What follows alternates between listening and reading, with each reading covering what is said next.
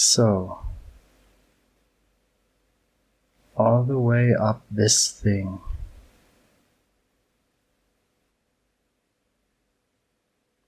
If I must. Howdy do, my schmuddle-studdles and knuddles. Apparently it takes more than a week to prepare a 30-minute YouTube video as a side gig when you're really unmotivated to do so. Yeah. That aside, let's start into it. This is the last part of Valkyr Updated. As such, it is necessary to have watched the previous parts to fully understand my reasoning. If you're not here for my reasoning, hi! If any questions are still open after watching the other videos, please do ask in the comments. After all, I'm not here to just content press, but to generate some quality feedback for them devs. That leads us to the fun part. How could we fix Valkyr? First, of course, the declaration of intent. The changes I'm going to propose are largely modernizations of abilities combined with some buffs, where they add to Valkyr's build diversity and role as an early game frame.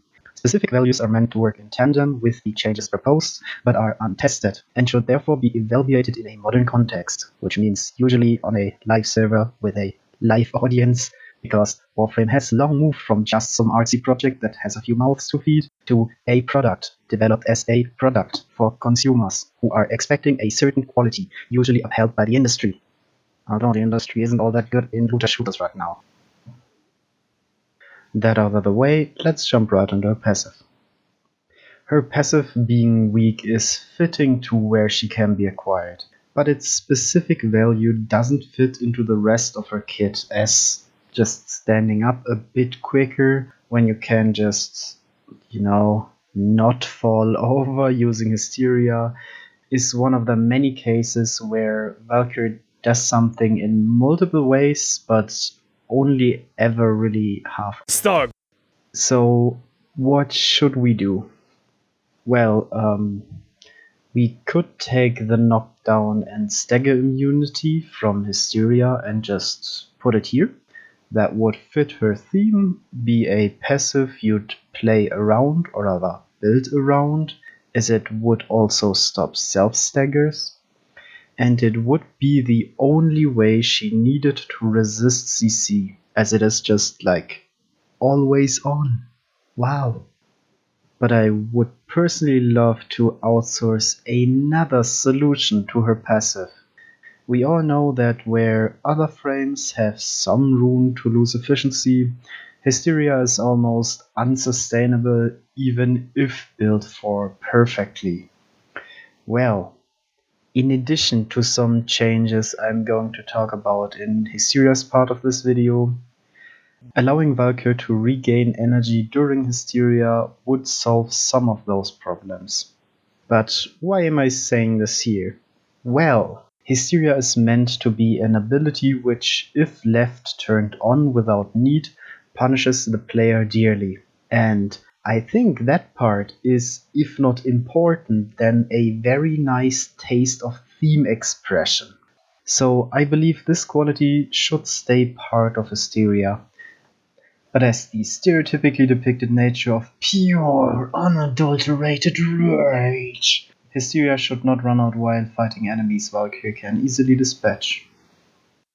Now the point I wanted to make. If we'd allow Valkyr to generate energy from slain enemies even within Hysteria, Hysteria would keep its steep punishment without limiting Valkyr's access to it during most combat.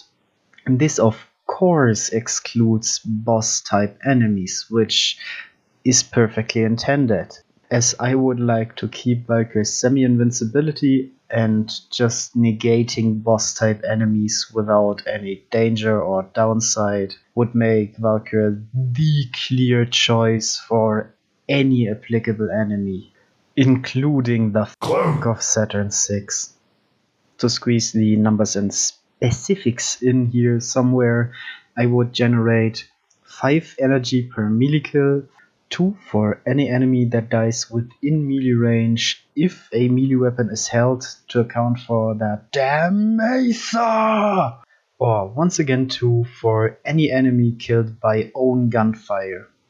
These numbers should then scale reversely with efficiency to allow for both rage and flexpertise based builds to function somewhat similarly well. This would also be an indirect nerf to the energizing dash, but that's only a plus in my book. To Ripline. As I said, probably 2, maybe 3 months ago, Ripline is essentially a Dundedel. In addition to being a tool she narratively definitely needed if for any reason she was to, I don't know, roam the Corpus Fleet harvesting Jupiter's gas. But the compensation for vertical travel is very steep, making it feel more like Valkyr tugged on a rope lightly than yanking herself over a literal chasm. What I'm trying to say is, it's about as strong as doing a roll mid-flight. So yeah, increase the pull in horizontal direction. Vertically, it's actually pretty nice, although I wish I could release the anchor early. Oh, and this one might sound a bit uptight, but I feel like the speed I'm at should be carried over into slides. Which, try it yourself. The second you touch the ground, even while sliding, you're slowed down to the normal slide speed. Like, please! That's not how slides work! Another thing is that I've heard a few people say that ripline anchoring to enemies is annoying, and while that can be accounted for, I do agree that just suddenly stopping and yeeting an enemy into the void when trying to return from orbit is very much annoying. So outsourcing that part of her ability into the augment may be an option. Alternatively, Valkyr and the hit enemy being slung towards each other if Valkyr is in the air already sounds like a valid option to me, as I personally haven't noticed that I accidentally yeet enemies while staying. When it comes to Warcry, and I do come to Warcry now, I'm not entirely sure about this ability. Let's go through the effects one by one. While the slow would be the most logical part to remove, I do believe leaving it as part of Warcry is absolutely necessary, as it provides a secondary use case for this ability. Sadly though, as of currently, it is only usable as a CC if you build both a negative duration and a high cast speed, in addition to having as close to 250 ability power as you can get, which is damn hard by the by. So I personally would increase the base slow value to the point where it is at 75% slow once 200 ability power is reached. Editor's notes, which is also me. The 200% value was chosen because most of my builds either already have 200% if they are the ones with negatives, or are quite close to that 200% if they have no negatives. So yeah.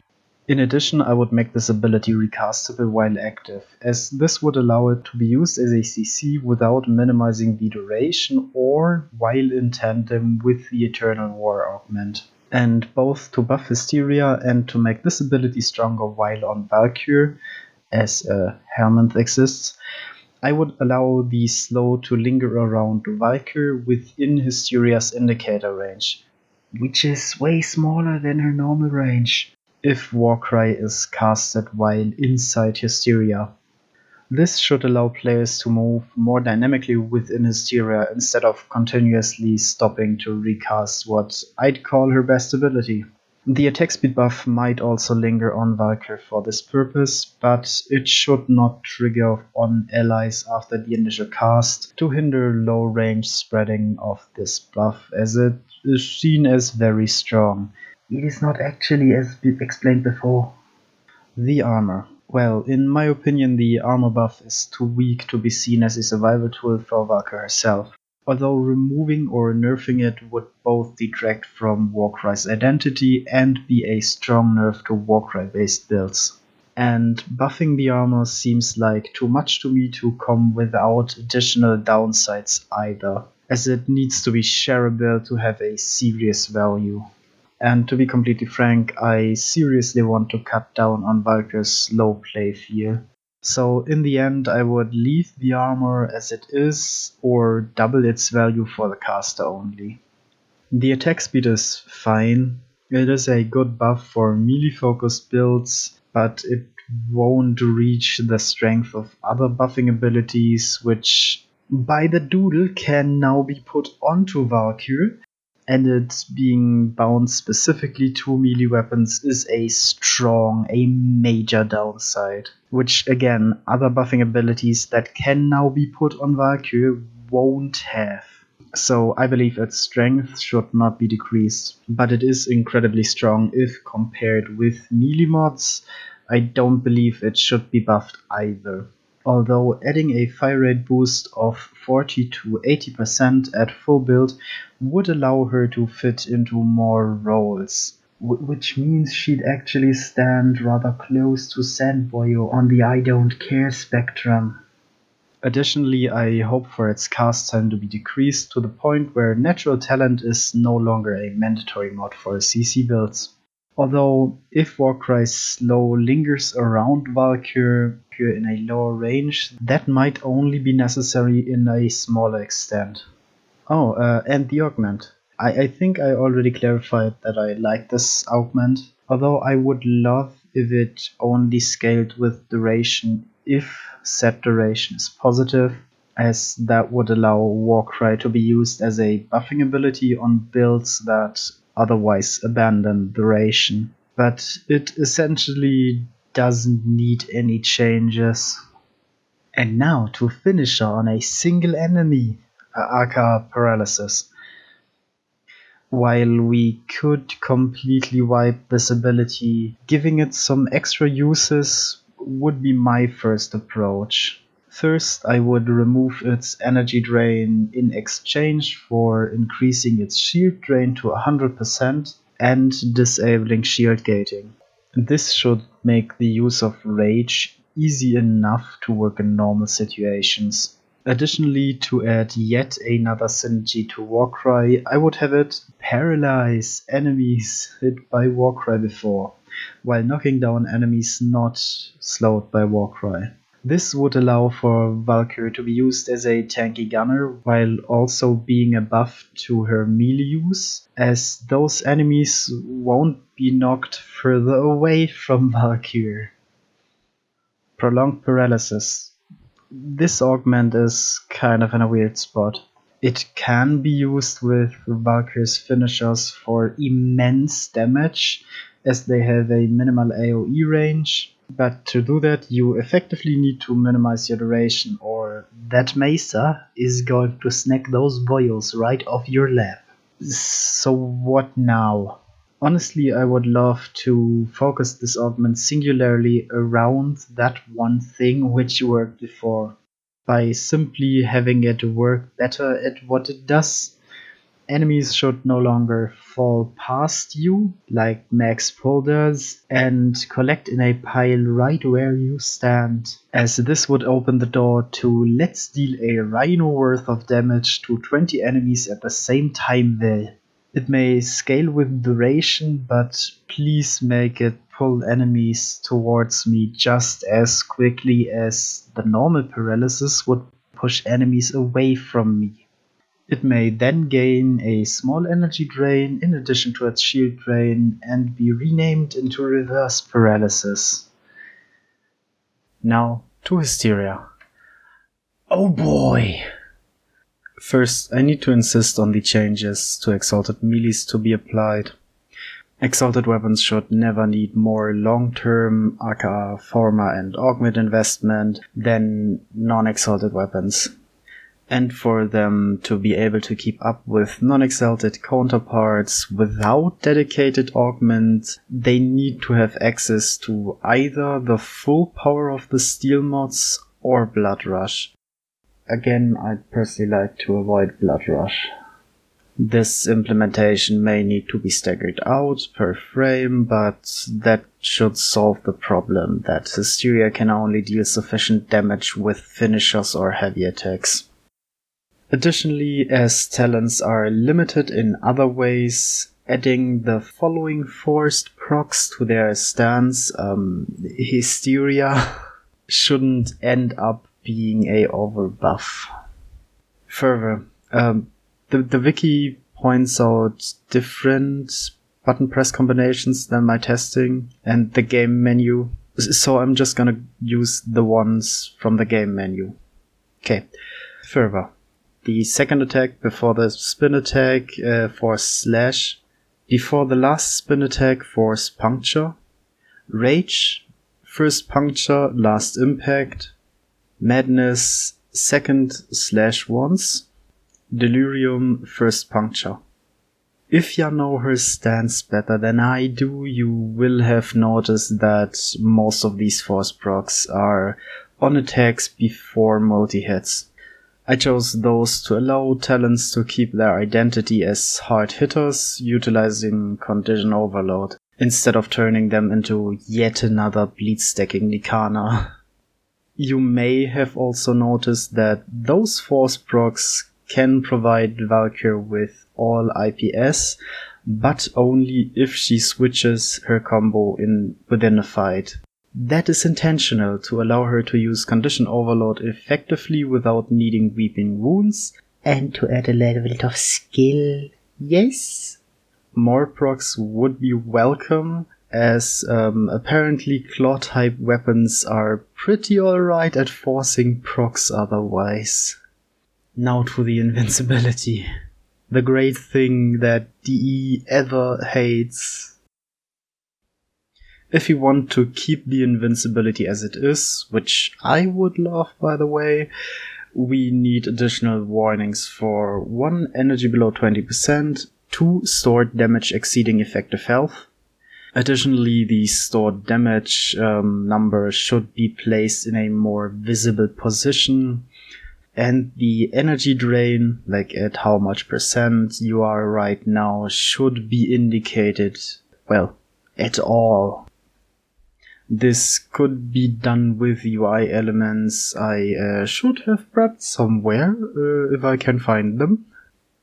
Energy below 20% should flash up similarly to the damage to health indicator, but in blue.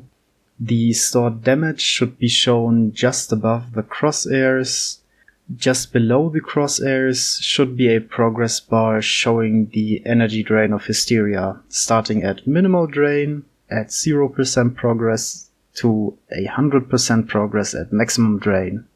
And lastly, a indicator for damage critical leave combat zone to avoid system breakdown should be shown in the middle of the upper edge of the screen. This one is gonna feel amazing to ignore, and that's the primary reason for it to exist, for the player to know they're risking it, and for the player to risk it anyways. Sounds stupid, but that's game design for ya. In addition to those changes, allowing her to reduce the energy drain per kill instead of just slowing the growth in combat would be great help as well. And that's kind of it. I believe Hysteria would work well if the passive also goes through. Otherwise, just reduce the energy drain. With the caveat that rage-based builds have to exit Hysteria's invincibility if they want to utilize Rage's energy regen. Alternatively, Hysteria could gain up to 95% damage reduction, scaling with power. This should be enough for most situations, as it would stack with the 70% DR from her armor at the end to 1.5% damage taken. That would only leave the truly biggest of chunks of damage to be a true one-shot danger. But I feel like this DR should then be able to be carried over to guns, as I think being bound to melee weapon is technically a massive downside. Well, that should count it out. That was shorter than expected. Oh no, wait, augments, yes. Hysterical Assault is fine, I love it. But enemies within your melee range should not be eligible to be targeted, like, at all. And the targeting should only target enemies I actually look at and not the Grenier at the other side of the room. Alternatively, cooldown may solve the problem somewhat, but this solution should be reserved as a last effort as it would slow down Valkyr considerably. And because bandages, remember? Workarounds are, please don't. Not in these kinds of systems. Enrage. I hate it. Delete it. Burn it at the stake. Nuke it from orbit. Impale it alive right next to the local swamp and douse it in milk just to wait for which insects try to take a bite. I'm just joking. If we balanced out Hysteria to work on itself, this would no longer be, like, basically mandatory if you want to use Hysteria, and instead just be a valid augment if you want Hysteria to be a duration-based ability. But additionally, I would remove the bonuses to crit. That should now be part of Hysteria anyways, in exchange for Valkyr no longer nuking herself when it turns off and quartering the cooldown or cutting the cooldown completely.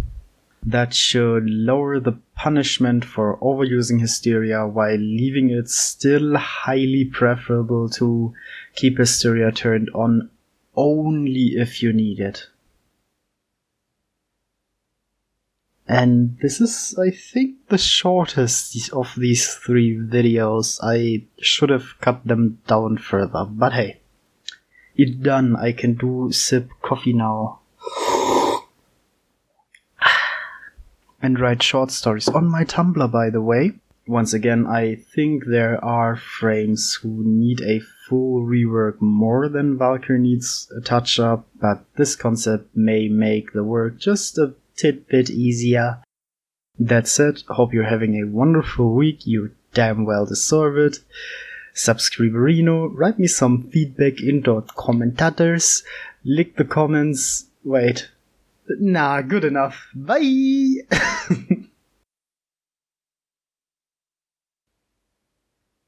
Oh, and postscript.